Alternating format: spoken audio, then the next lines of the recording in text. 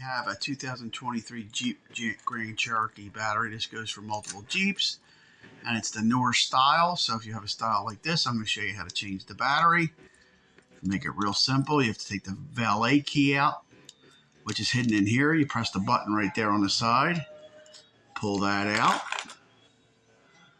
and then you want to get the cap off. You can use a key or a screwdriver. You twist it like that, and it comes up, comes apart.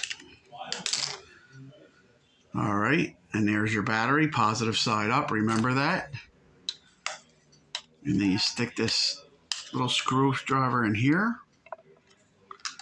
You want to work that out, pop out. All right, and this one is a CR2450. CR2450. Okay, you get the new one. Put it back in this way because there's like a little spring in there. So you want to slide it in. Slide it in and push down. Okay, so there it is, positive side up. Click it together. All right. Click together. Put the valet key back in, and then it's done. You want to test it, make sure it works, and you're good to go. Joe Beermaster Car Master. Hope this helped. Please subscribe and share with a friend. Take care. Bye-bye.